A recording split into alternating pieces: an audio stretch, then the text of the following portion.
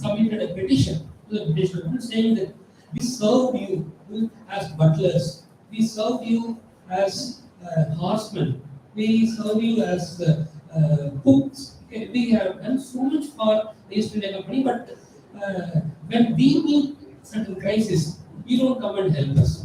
Okay, so we give this humble petition because our land has been taken away by the dominant caste people, so we have to intervene and then do something about it.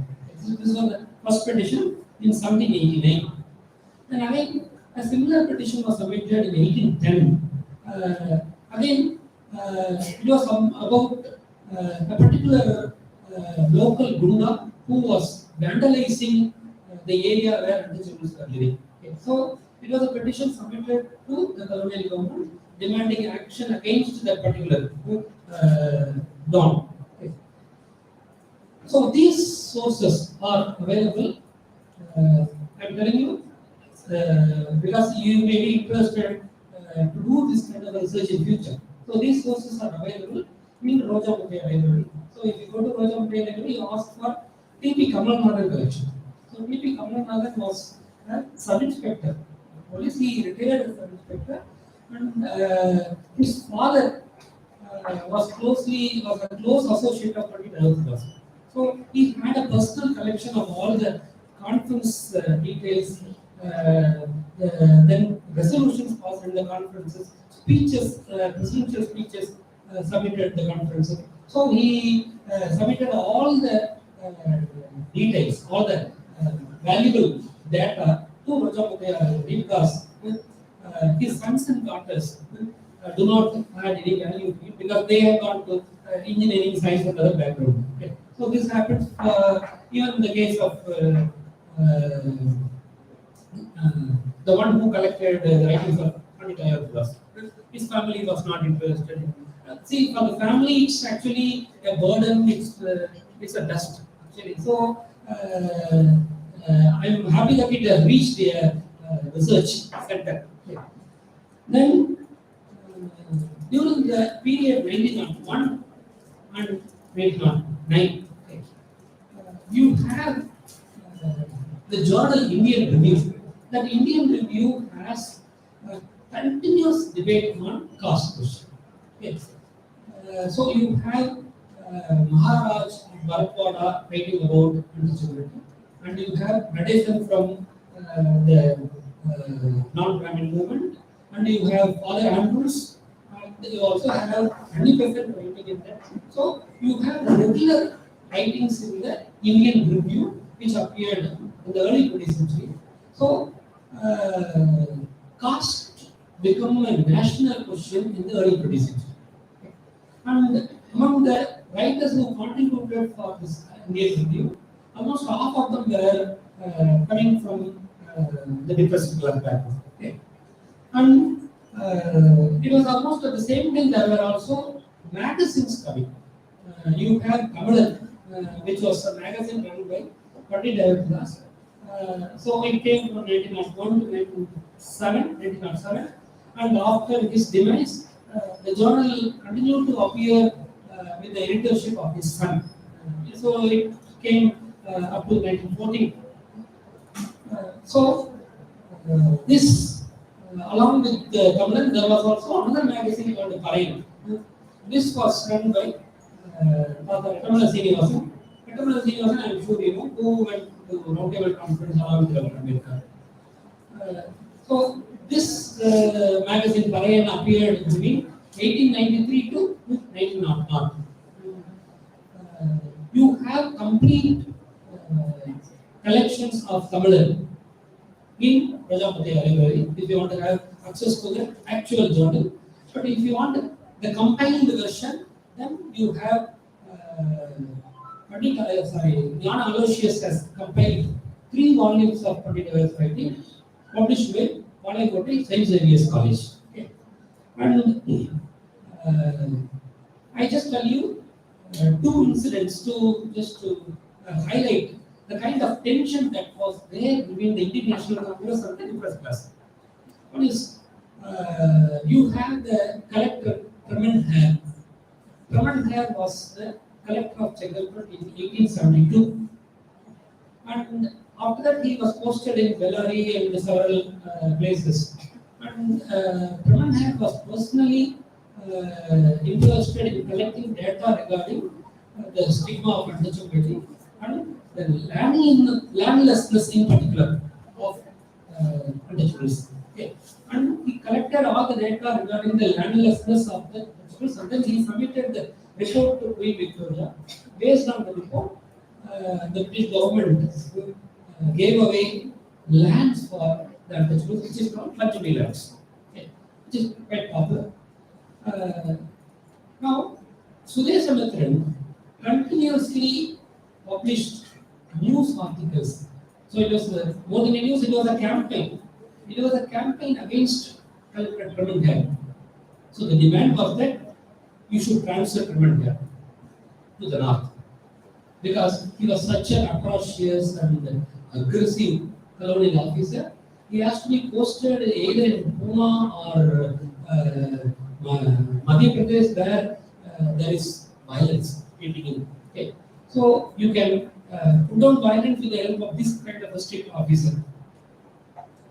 And almost at the same time, just 1 day or 2 days after that, Parallel magazine published a counter news.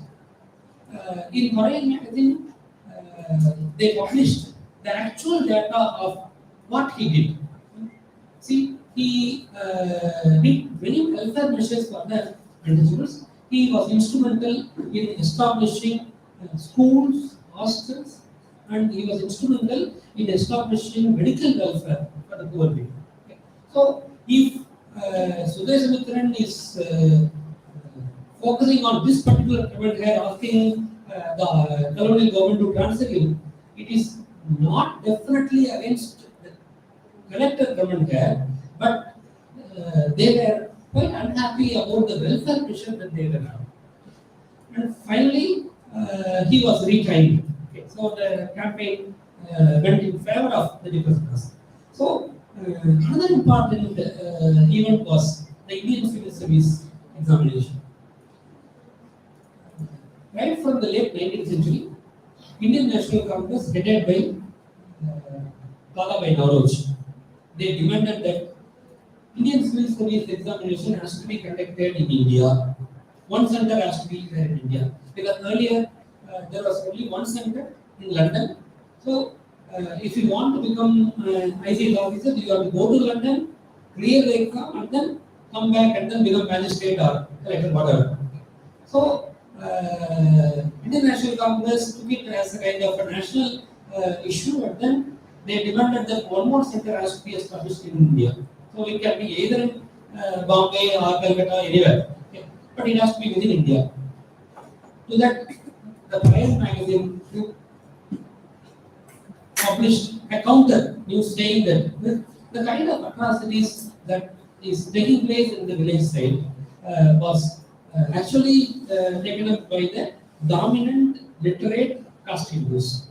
So, if you have a center in India, then these dominant caste people who are already ritually powerful, they will clear the exam, they will come back with some official portion, so they will dominate further. So, you should not conduct ICS exam in India. And the magazine maintained that we want only British officers to rule us. We don't want Indians. And the campaign continued for 3 years. So, all the news items are available in summary form in Egmore archives in the very general hall.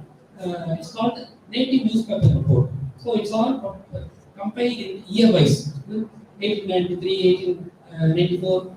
For year, there is one volume. So, each volume carries summaries of local newspaper articles and published in the particular year. So, it was only from there I collected these details. And finally, what happened?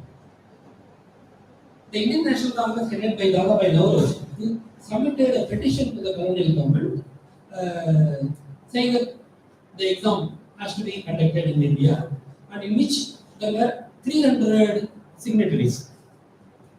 And the very next day, Dr. Admalasan conducted again another meeting in the same Victoria Hall in Chennai. There, more than 3,000 people signed and submitted the petition, and then finally the government gave up that idea. So it never happened. So to that extent, no, I am giving you all these details only to tell you that the kind of power that the depressed class had over the colonial government, and the colonial government had to resort to the demands of the depressed class.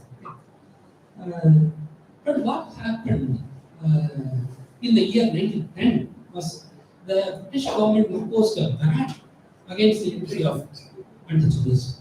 Okay. So that was quite interesting because when they had this much power, then how can that happen? So that was the time that caste Hindus decided to join British Army because there was also crisis in the British economy, who were not able to fund for the army, and the World War I was brewing up. So to manage this crisis, they somehow had to listen to the dominant caste, numerically dominant people. That's why they imposed a ban on the entry. Okay. Now, these are the historical data that we, if we want, we can get from archives, or now you have internet. If you type, then you can get into any archives, you can get a lot of material. But the problem is, what do we have to do with the material? Okay. We have so much data. Now, there are no takers. Whether I should present it in the form of an essay, or whether I should speak to you in the form of lecture, whatever. So, how will it reach to the new generation, especially for the students? So there, I get the point from Dr. Ambedkar, who made a presentation. Next. Yeah. So, who made a presentation on caste in India in 1916 in Columbia University. It was a conference organized by the Anthropology Department, Columbia University. So, where he begins his lecture, it is my turn now, this evening, to entertain you. I made that word. To entertain you. See, he is talking about a serious issue, but he said, I am going to entertain you as best as I can with a paper on caste in India. I need hardly remind you of the complexity of the subject. Subtler minds and abler pens than mine have been brought to the task of unraveling the mysteries of caste. But unfortunately, it still remains in the domains of the unexplained, not to say the ununderstood. It is a local problem, but one capable of much wider mystery that we are seeing now. Caste is becoming an international issue among the diasporas. Okay.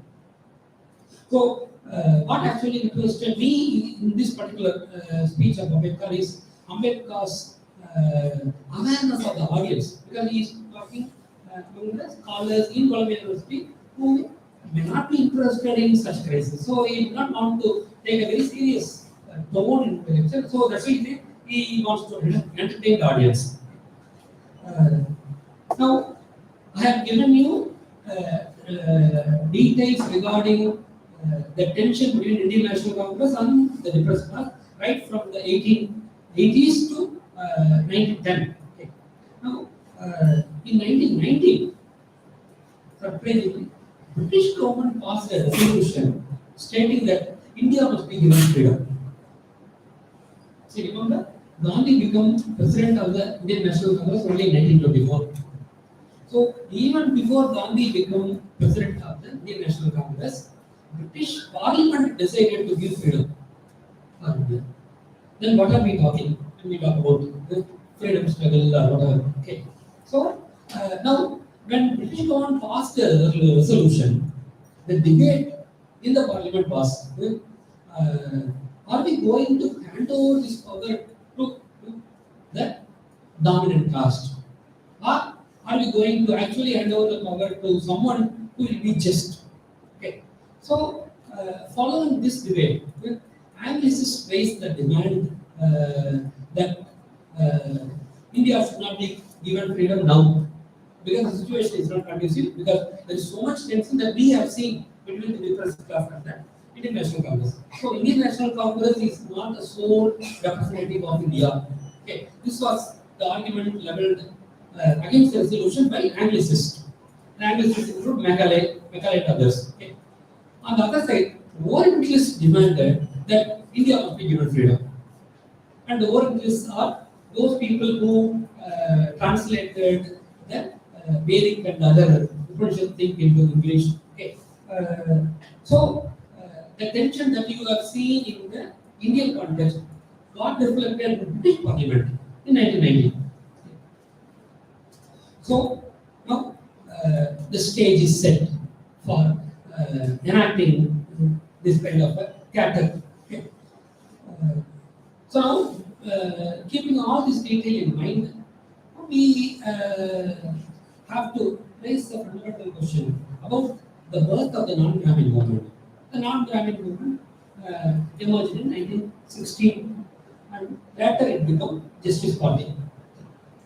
Now the question is, looking at these data, now we have a very sincere doubt whether the non-Brahmin movement actually came against the Brahmins or against the depressed class. Because what actually happens during the late 19th century was a tough fight between the Brahmins and Indian National Congress and the depressed class. So the dominant caste people, the dominant caste non-Brahmins were politically powerless but economically powerful. So they wanted to capture this space, and then so the non-Brahmin movement also came into being. Okay. So now this kind of an understanding comes to us only if we collate these data with what actually happened in the early part of the 20th century. Now, in the MLC debates, who are the MLC members? Next slide. You have MC Raja, you have N. Sivaraj, he was the all India president of the SCST Federation, you have Petamala Srinivasan, you have Swami Sagajananda, then you have Madarapillai, Veerayam Guruswamy. They were all very significant leaders in the depressed class movement. Okay. And you also have nationalists in the MLC. You have C.P. Ramasamy, you have Satyamurthy, the leader of the Tamil Nadu Congress. Okay, and you have Krishna Swamy, and you also have Dravidians. Okay. So now the Dravidians are less in number compared to the other group. Okay. So you can see that MLC debates, the fight that took place in the MLC debates was almost between the Indian National Congress and this depressed class. So which was actually a continuation of what actually happened in the 19th century. So two colonial officers represented the position of chairman president in the MLC debates that I collected. Okay, one is Arthur Knapp, the other one is Campbell. So, how did I get this idea of making a drama out of this data? That idea came because only through these two sources. One is non-fictional writing by Russian writer Alexander Solzhenitsyn. Okay. The other one is the British playwright Tom Stoppard, travesties. Okay. Now, when you see this first one image, Lenin in Zurich, that's the title of the book. On the cover, you see Lenin in the red background. So you normally expect the book talking about the Lenin's communism. So what Solzhenitsyn says in the course of the book was that it is what you see in red color is not the communist color. It was a reflection of the red light in the bar in which Lenin was taking place. Because before the October Revolution, Lenin was in Zurich. Okay. So he was in the capitalist hub where he was thinking of, where he was planning this revolution. So he was not completely against capitalism. There was a capitalist core behind this communist Lenin. Okay. So Solzhenitsyn was trying to hit at that idea. That's why he preferred this cover. Okay. Other editions did not have this cover. Okay. The other one, Ravastis, was a story where you have Lenin, James Joyce, and the Tristan Zara, the one who floated the Stalinist movement, and you also have a character of Oscar Wilde's importance of being honest. Okay, so they all meet together, and then there is one character, Carr. Okay, he recollects his early acquaintance. Now he has become very old, so he recollects his early acquaintance with Lenin, Joyce, James Joyce, and other people in the early 20th century. So the play was written in the late 20th century. So where Carr was recollecting his personal acquaintance with these revolutionaries who were living a kind of a luxurious capitalist life. So, so it is only from these two texts that I got this idea of looking at the theatricality of this data. So now I think we can enter into this drama. I have some 3-4 sample pieces. Okay. The first one, it's about irregularities took place in the election in the Pulpatti village panchayat. Let me just read. I have to read the names, then only you will know how different people interacted. Rao Bagadur Srinivasan, Ratamal Srinivasan, he was the one who raised the issue. Will the honorable law member be pleased to state, number one, whether it is a fact that at the present panchayat court election held at public place, a Chavadi in Pulpatti village, Walaja Taluk, North Arcot district, the presiding officer arranged the Brahmins in the central hall, non-Brahmins at a back veranda, and Adi Dravida at a distance of 38 feet from the northwest corner of the Chavadi and out of the west end limit of the Brahmin state. Second, whether it is a fact that such arrangement kept the Adi Dravidas out of view of other communities, thereby depriving them of vote from non-Brahmins. Then, whether it is a fact that Adi Dravidas were kept in the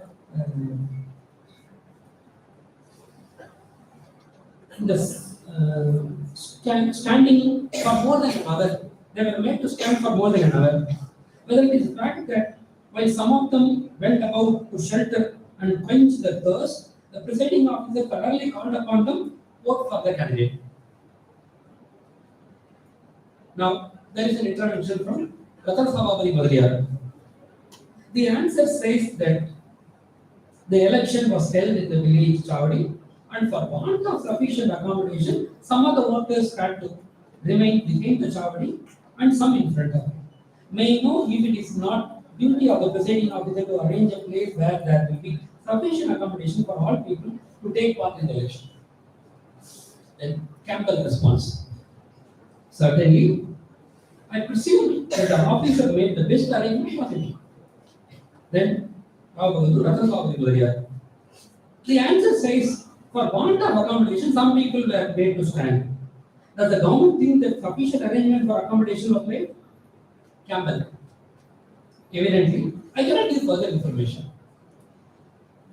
So, does the government expect people standing behind the Chavadi, which I take it will be closed by 4 walls, can take part really in the election?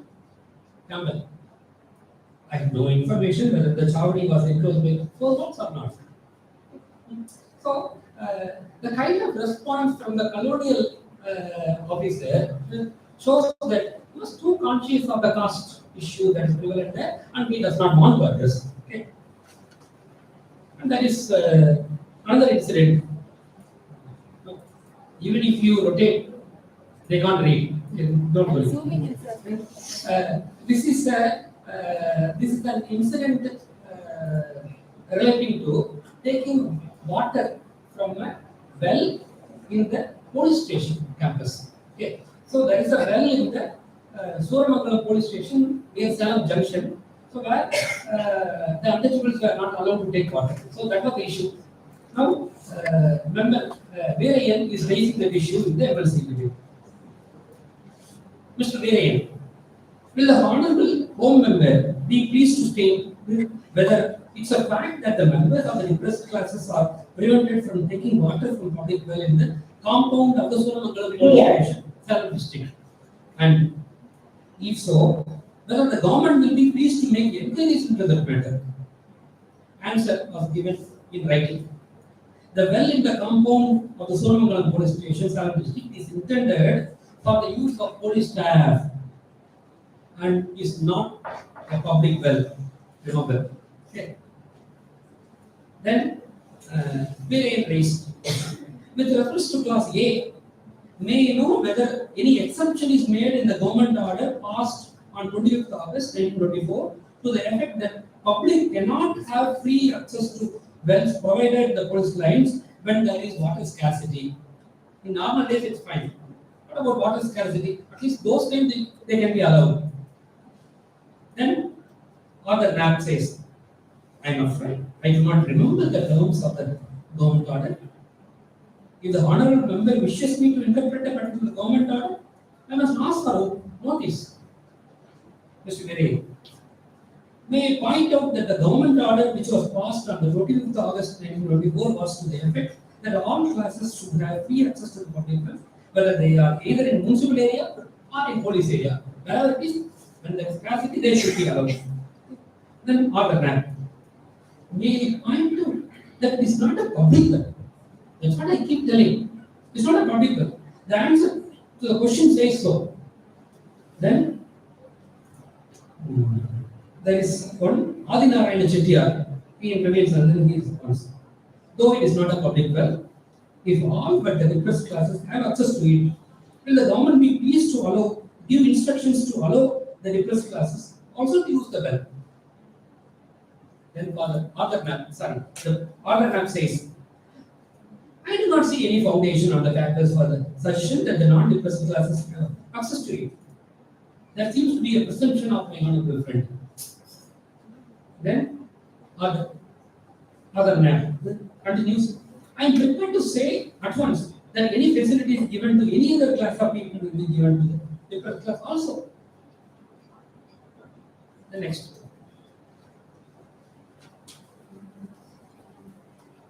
Now, Veerayan intervenes. Mr. Veerayan says, okay, this is very important. May you know whether the government is aware that the police who belong to the depressed class also do not have free access to the well because it is used by other classes. So, even among the police, the depressed class are not allowed. Okay. So, it is not a question of public or police. So, even within the police, depressed class are not allowed to get access to the well. Then, other map closes the whole debate. If my honorable friend says so, I am quite prepared to hear. So the debate ends there. So I skip the next one. Yeah. Go to the next one. This is about Kalpati Car Festival. Okay. So we know the issues in Car Festival in several parts of the government. This is one such. Mr. R. Veerayan, will the honorable home member be pleased to state whether it is the fact that the Malabar Special Force came to Palakkad and they were stationed to keep the Yelavas, the members of the untouchable classes, out during the time of the recent Kalpati Car Festival disturbance? And second, if the government have no information with reference to class, whether they will call for the information, then answer in writing. A section of the Malappuram Special Force was stationed at Kalapati to prevent breach of the peace. Then Veerayan introduced. Mr. Veerayan said, may you know why a special force was necessary when the people and depressed classes wanted to pass through highways? Or the map? The answer is already in the printed paper. A special force was brought in to prevent a possible breach of peace. Then Diwan Bahadur Krishna Nair intervenes and says, may you know whether a special force was brought there before the commencement of the festival or after the order was passed?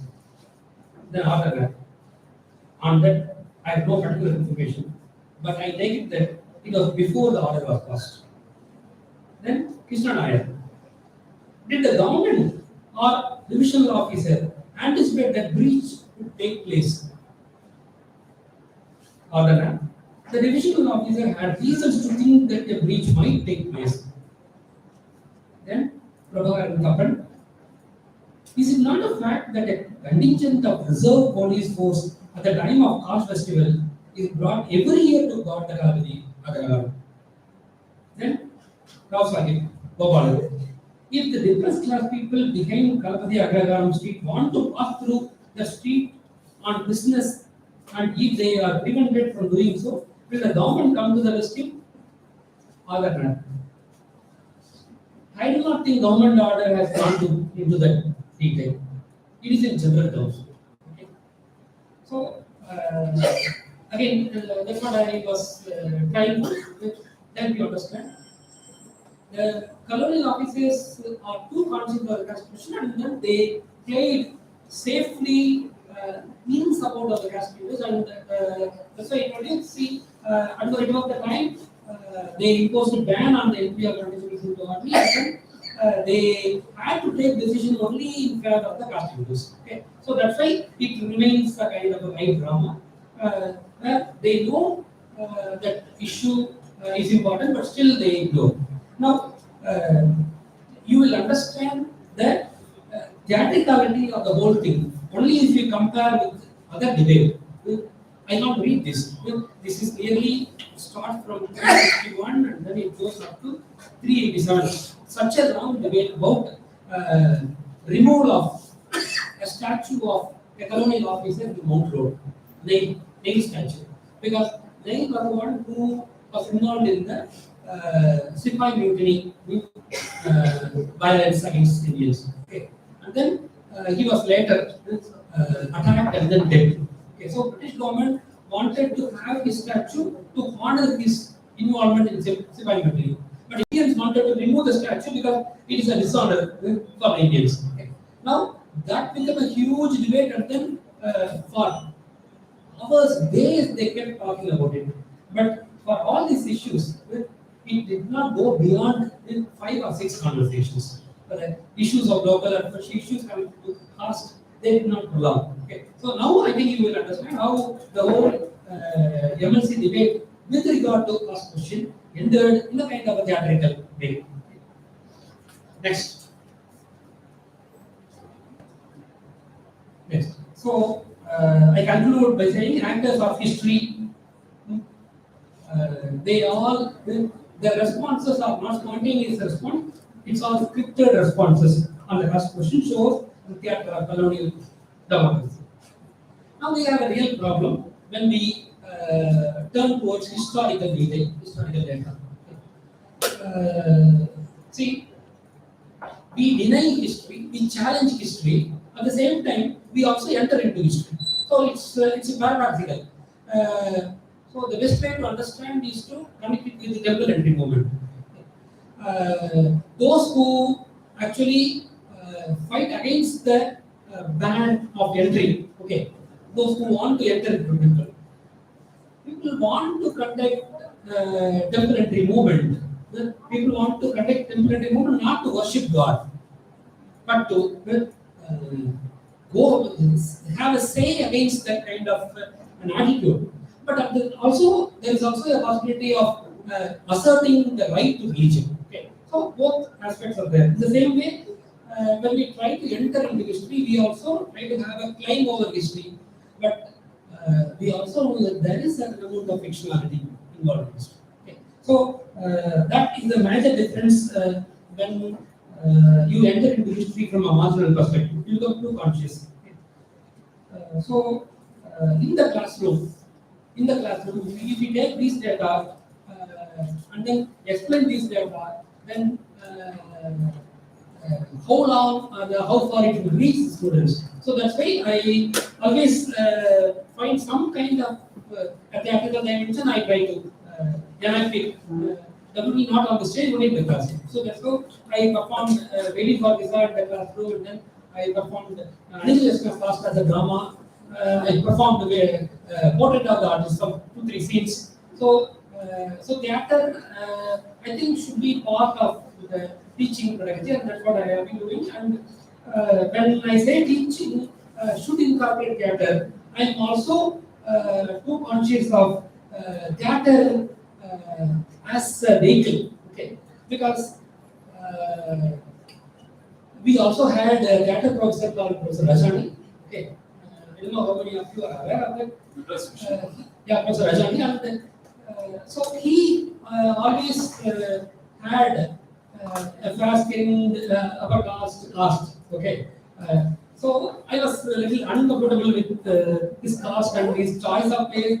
So I always take caste from those people who are rejected from the theatre elective. Okay, because when they register for the course, they have an audition, they find out whether you are able to speak good English, and then they reject you. So I take only those students who are rejected, and then I use them in my theatre. Okay, and how do I manage to do theatre with these students who are not able to speak English? Number one, I made dialogues worse so that they don't have the fear. Another thing, sometimes I ask the students to sit down in the audience, just tell the dialogue. So we should only have the theatrical effect. So only with this kind of thing, I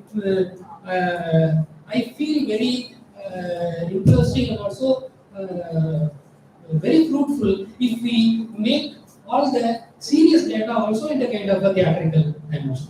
Thank you.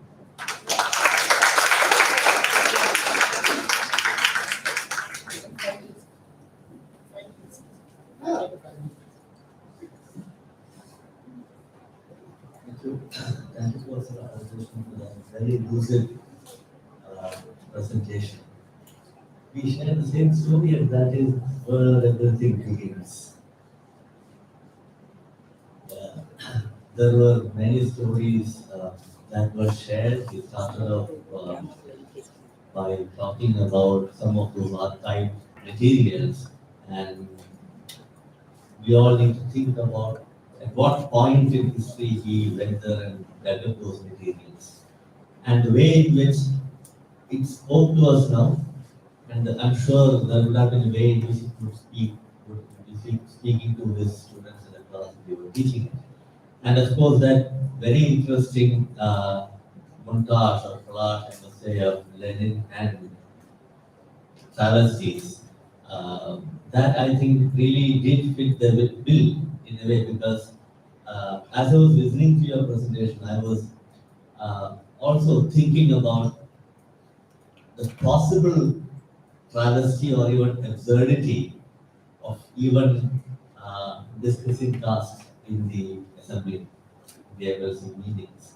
If you go by the comparisons that you made, 30, 40 pages on whether you need to demolish or erect a statue, and then 4 pages of this debate.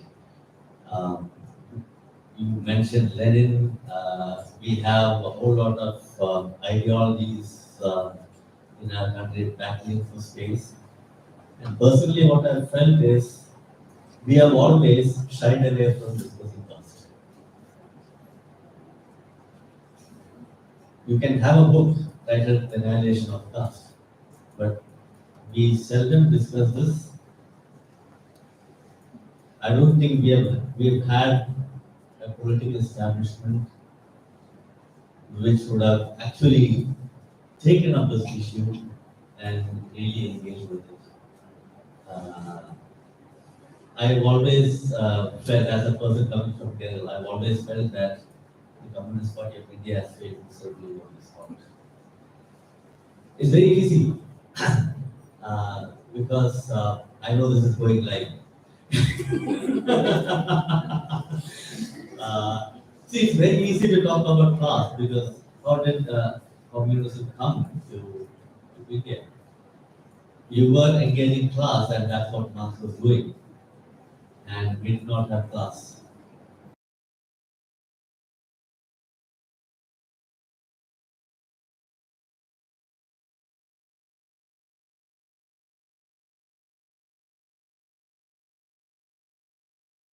Sustained engagement with this. and we have never addressed Andamurti, for example, would say that caste is very important.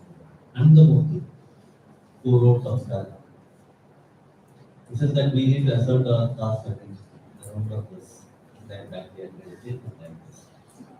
So this is a question that really does come in, and it's a very, very important text, to use the word that I used yesterday. It's a very important text of empire. This is the way in which caste becomes a text of empire, and I think we seem to be continuing with that text. And I think the point that you were trying to make is that we need to engage with that text. And the challenge and the question is this: how are we going to engage with it? Thank you very much. Those are my comments. So, questions, shoot your questions ahead.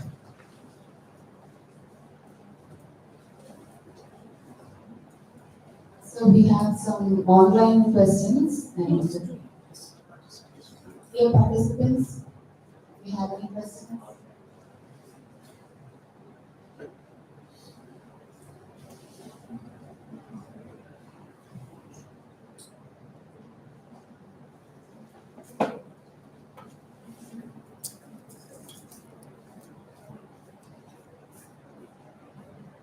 I came only towards the end. It is thoroughly astonished to collect the materials, showcase it to the present generation. Well, you said theatrical might be colonial hypocrisy. Might be colonial hypocrisy, and they understand things what they try, what they pretend you have not understood. So that's it. But I just want to whether we have included. I think sorry that I didn't need to say. Whether we have included the recognized universities speeches, then it is. Then we have also have and the recognized university, in fact, that itself would rather speak volumes and volumes of the how that we have been muted, even in so legislation. This legislation itself, it is voice has to be audible, and we need to raise our voice. But how it has been muted and how the colonial masters kept their silence in a particular state. It was well worked out. It's a well worked out, and this is a kind of a reading that the researchers need from the so-called official documents.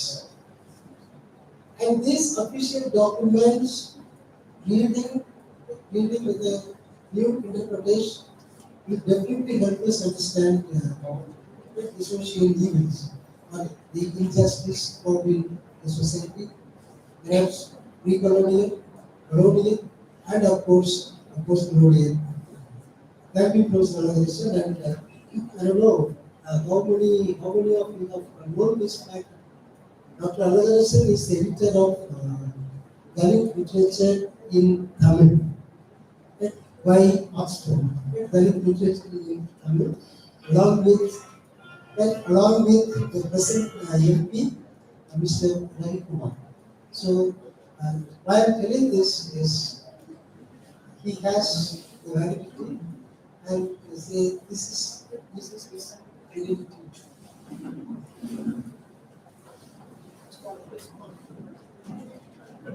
See, when I say that the colonial officers were hypocrite in the way of dealing with the issue of caste, see, for a theatre person, there are possibilities. Say, for example, you can read the same dialogue from two ways. You can read Campbell's or Knapp's dialogue as someone who is very strategic. Okay, then you can read the dialogue, and then I have no particular information, but I take it that it was before the order was passed, and that only by the. But sometimes, if you want to interpret that, even colonial officers were afraid of handling. You have to bring in the jittery. Okay. On that note, I have no particular information. But I take it that before the order was passed.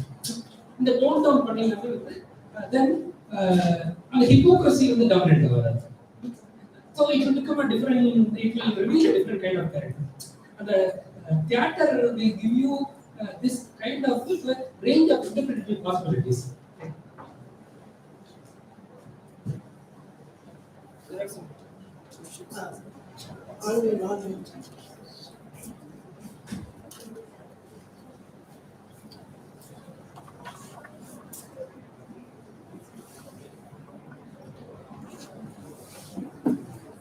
Prasad Kumar has asked, how did the debates in Colonial Tamil Nadu's Madras Legislative Council shape the theatre of democracy during the time?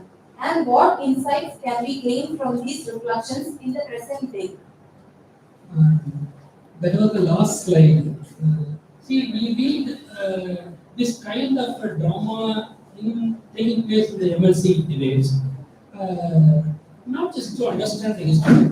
Okay, that's what I kept telling. Okay, we have the data, we collected all the data.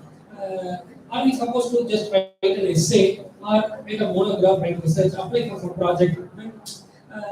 Then how will it help us put across the idea to the next generation? Is a question. So there, I think theatre helps me to just involve the students. Now to relate to our last grade, okay, which is what Professor Hariharan read. Okay.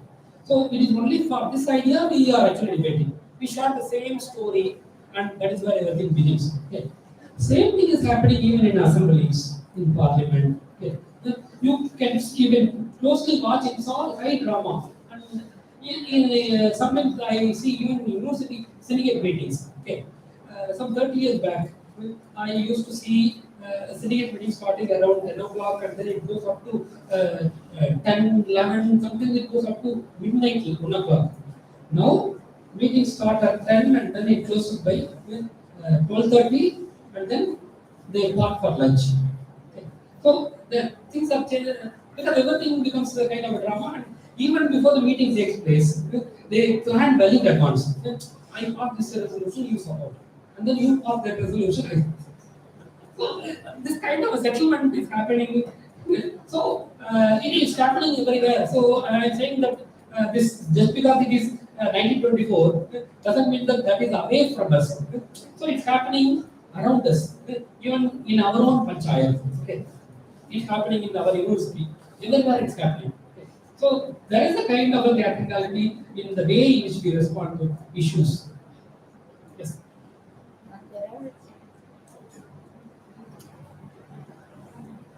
There are some questions and appreciations also. The questions actually were already answered by you. Like, Only the appreciation. No. The time is not panel discussion. I really enjoyed the speaker's thoughtful analysis of MLC debates in Colonial Tamil Nadu and their ability to contextualize these debates within the broader historical and political context of this region.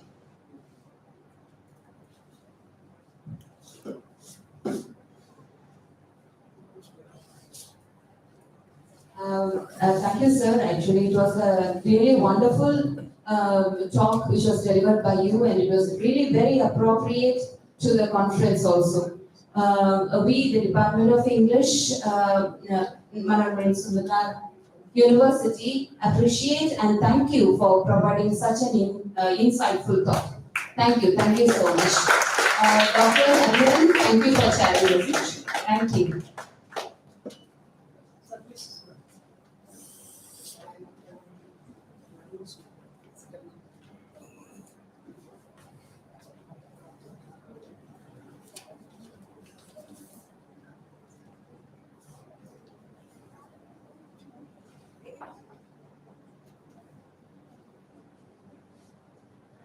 Dear participants, I have two messages for you. One, all the resource persons' lectures are over.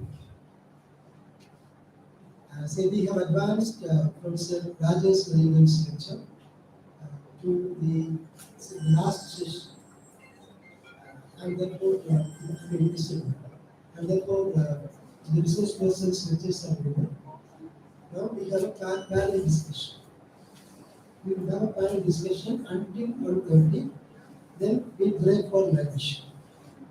After your lunch, let me make arrangements to leave you early, and I shall approach the resource person, this person that will be certificates and also the registrar. We can come back to the valedictory session. Okay? Hope I made you understand. We will have a panel discussion now. In the afternoon, there will be no session. We will have only panel discussion. But there is no cheer in your face. Okay, I request.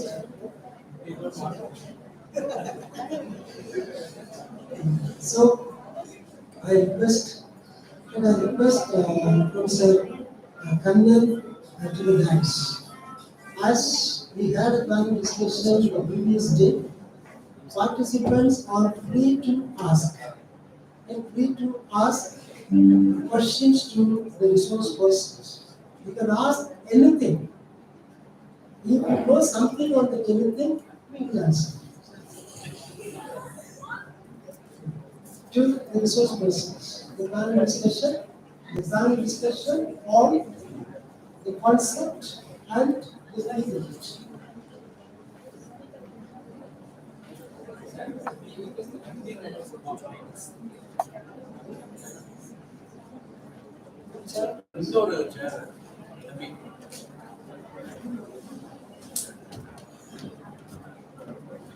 It's not a feedback session, but it's a question and answer session.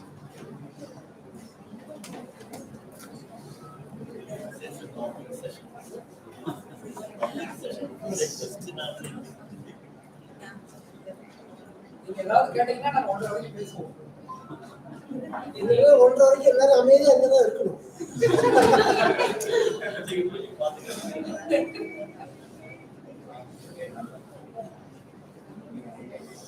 Dr. Bose.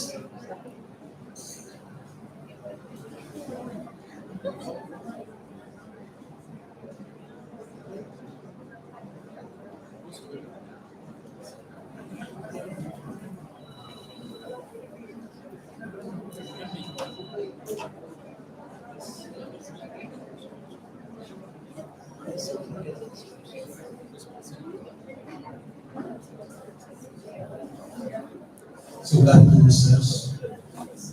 Sir Dr. Chandra Bose. So I found this topic very appropriate and relevant, not because that you are discussing an early English literature of pre-independent and independent era, but I think most of these construction of a nation, nationhood and nationalism, and I would like to know what kind of a nation, nationhood and nationalism have been constructed during the independence era, and what kind of this nation and nationhood or nationalism is being constructed repeatedly in the present scenario. Because we know that all these three terms have been constructed again and again repeatedly in the contemporary society as well. It is not that we construct it one time and leave it as such. And what kind of a nation are we now? Yes, sometime I would like to know the views of the panel regarding this. Thank you, sir.